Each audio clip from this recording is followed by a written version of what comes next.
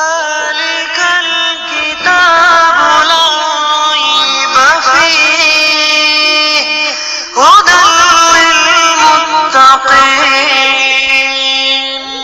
أعوذ بالله من الشيطان الرجيم.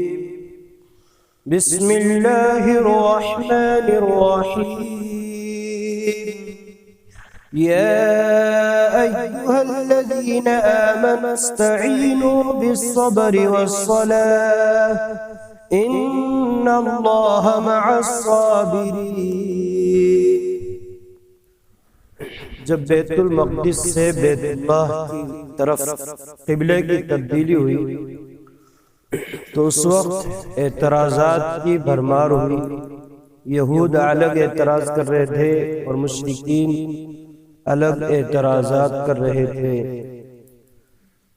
تو اس وقت مسلمانوں کو ان کے اعتراضات سے تکلیفیں اور پریشانیاں ہو رہی تھیں.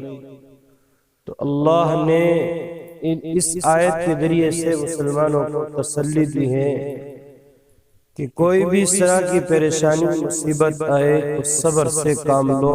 صبر اللہ کی بہت بڑی نعمت ہے. جس آدمی کو صبر کی دولت مل جائے تو یوں سمجھو اللہ کی طرف سے بہت بڑی خیر مل گئی، اور اس صبر کے نتیجے میں اللہ کی طرف سے وہ بندہ نوازا جاتا ہے. اللہ انعامات سے اس کو نوازتے ہیں اور بہترین بدلہ عطا فرماتے ہیں.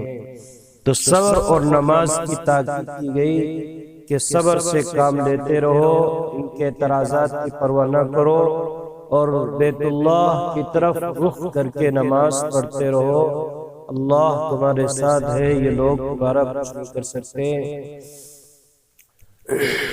اور ایک بڑی مصیبت ہوتی ہے اور ایک چھوٹی مصیبت ہوتی ہے، تو بڑی پریشانیاں بھی امت کو یعنی جھیلنی پڑی ہے اور چھوٹی چھوٹی تکلیفیں بھی آتی ہیں، تو سب پر صبر کی تاکید کی گئی ہے.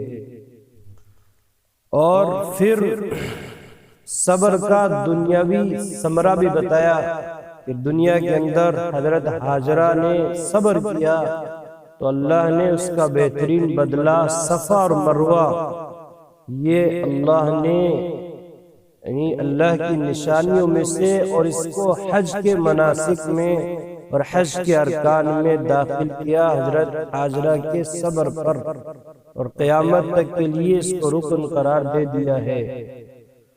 تو صبر پر اللہ کی طرف سے نتیجے مرتب ہوتے ہیں اور بہترین بدلہ ملتا ہے. اے مسلمانوں، مدد لو صبر اور نماز سے، بے شک اللہ صبر کرنے والوں کے ساتھ ہے.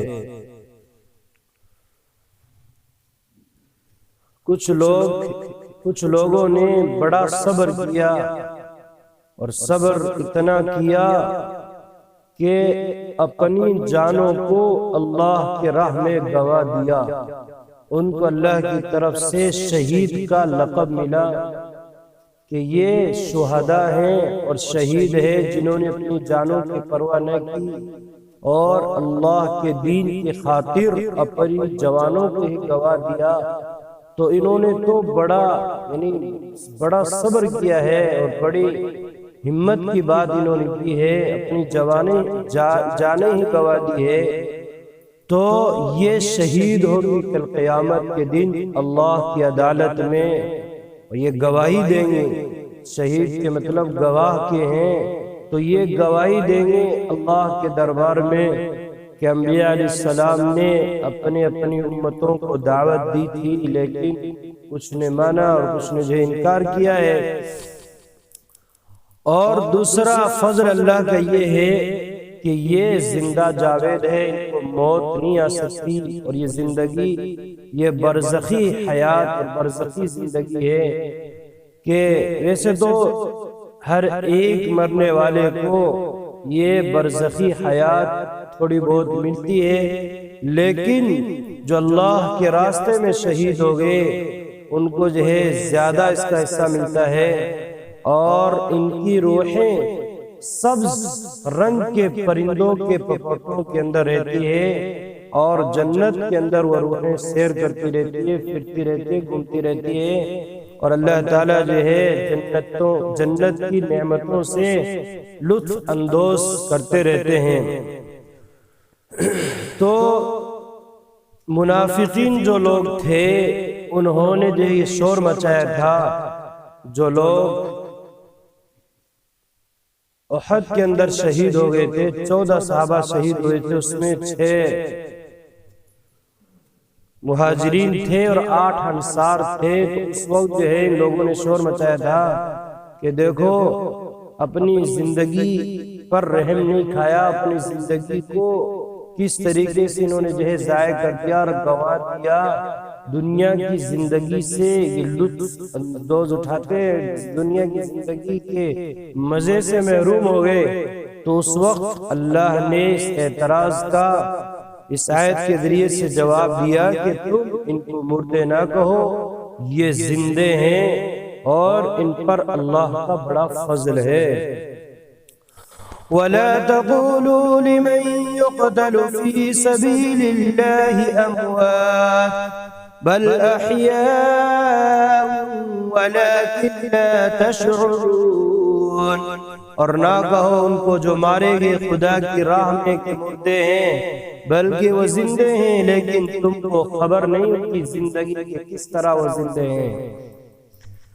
تو دنیا کے اندر عام انسانوں پر اور عام مومنین پر اللہ کی طرف سے تھوڑی موڑی تکلیف آتی رہی ہے، تو اللہ ان تکلیفوں کے ذریعے سے بندے کو آزمانا چاہتے ہیں کہ کون ہماری دی ہوئی تکلیف بیماریوں پر صبر کرتے ہیں۔ تو اس لیے اللہ کی طرف سے آزمائش ہوتی ہے، تو جو بھی تکلیف بندے کو پہنچے، کوئی بیماری، تو اس پر صبر کرے۔ حدیث کے اندر آتا ہے کہ مومن کی مثال تر و تازہ کھیتی کی طرح ہے کہ ہوائیں پہنچتی ہے، کبھی تھپیڑے لگتے ہیں اور کبھی جو ہے یہ کھیتیاں سیدھی ہو جاتی ہیں۔ اسی طریقے سے مومنوں کو بھی تھپیڑے لگتے ہیں اللہ کی طرف سے، کوئی بیماری، کوئی پریشانی، تو اگر یہ صبر کر لیں تو پھر تو جو ہے یعنی اللہ بہترین بدلہ دیں، اور صبر نہ کر سکیں تو پھر جو ہے ان کو کچھ نہیں ملنے والا تکلیف کے علاوہ، اور اس پر جو ہے الٹا گناہ بھی ہے۔ اور منافقین کی مثال دی کہ سیدھے درخت کی طرح کچھ نہیں پہنچتا ہے، جب پہنچتی ہے کوئی چیز تو جڑ سے اکھڑ جاتا ہے وہ درخت، ایسے ہی منافقین جو ہے جڑ سے اکھاڑ دیے جاتے ہیں۔ تو البتہ اور ایک حدیث کے اندر آتا ہے کہ جب آدمی کو کوئی تکلیف پہنچتی ہے، بیماری پہنچتی ہے، تو اللہ پاک جو ہے اس کے بدلے میں اس کے گناہ جھاڑتے ہیں، اس کے گناہ معاف کرتے ہیں۔ جس طریقے سے درخت سے سردی کے موسم میں درخت سے پتے جھڑتے ہیں، تو اس طریقے سے کیا گناہ معاف ہو جاتے ہیں، نئے پتے آئیں گے تو پھر جو ہے نیکیاں چڑھیں گی اور گناہ معاف ہوں گے۔ تو جب بھی آدمی کو تکلیف پہنچے اس وقت 2 باتوں کی طرف دھیان دے۔ ایک تو یعنی یہ صبر کا فارمولہ ہے کہ آدمی یہ 2 باتیں ذہن میں رکھے اس وقت کہ دیکھو ساری چیزیں اللہ کی ملک ہے، ساری چیزیں اللہ کی ملک ہے، اور اللہ کو اپنی ملک میں ہر طرح تصرف کا حق ہے۔ تو کسی کا بیٹا مرا ہے تو آدمی اس پر صبر کرے کہ یہ اللہ کا دیا ہوا تھا اور یہ اللہ کی امانت تھی، اور امین کو اپنی امانت کے لینے کا پورا حق ہوتا ہے۔ اور یہ یعنی موت اور یہ زندگی یہ تو ایک عارضی چیز ہے، بہت عارضی چیز ہے، اور تکلیف یہ جو ہے ختم ہونے والی ہے، کیونکہ یہ اگر بچہ مر گیا یا کسی کا باپ مر گیا، کوئی بھی مر گیا ہے، تو یہ آج مر گیا ہے، کل جو ہم ان کے پاس پہنچ جائیں گے، یہ عارضی چیز ہے۔ لیکن اگر کسی کی چوری ہو گئی، کسی کے دکان پہ آگ لگ گئی یا اور کوئی مصیبت آ گئی، مال ضائع ہو گیا، تو اللہ جو ہے اگر آدمی صبر کرے، اللہ سے مانگے، تو اللہ اس کے بدلے میں اور دے دے۔ تو ایسی چیز یہ نہیں کہ جو ہے آدمی سے اب ختم ہی ہو گیا پتہ نہیں کیا ہوگا کہ نہیں. تو اس وقت دو باتوں کی طرف دھیان دے. ایک تو یہ ساری چیزیں اللہ کی ملک ہے اور اللہ کو اپنے ملک میں ہر طرح تصرف کا حق ہے. دوسری یہ کہ ہم سب اللہ کی طرف لوٹنے والے ہیں. ایک دن ہم بھی کیا اللہ کی طرف لوٹ کر جائیں گے. تو اس وقت یہ اللہ کا فرمان ہے کہ یہ کہنا چاہیے انا للہ و انا الیہ راجعون جب بھی کوئی مصیبت پہنچے. وَلَنَبْلُوَنَّكُمْ بِشَيْءٍ مِّنَ الْخَوْفِ وَالْجُوعِ وَنَقْصٍ مِّنَ الْأَمْوَالِ وَالْأَنفُسِ وَالثَّمَرَاتِ وَبَشِّرِ الصَّابِرِينَ الَّذِينَ إِذَا أَصَابَتْهُم مُّصِيبَةٌ قَالُوا إِنَّا لِلَّهِ وَإِنَّا إِلَيْهِ راجعون.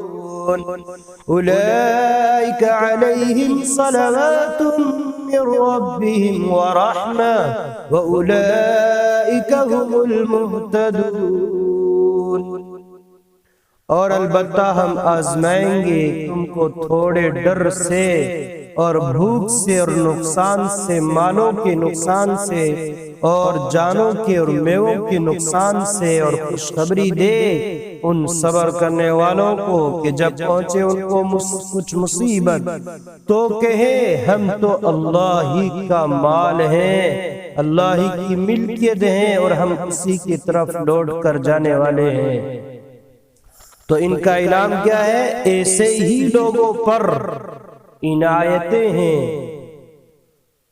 بے شمار، اللہ کی طرف سے رحمتیں ہیں، مہربانیاں ہیں، اور یہی سیدھی راہ پانے والے ہیں.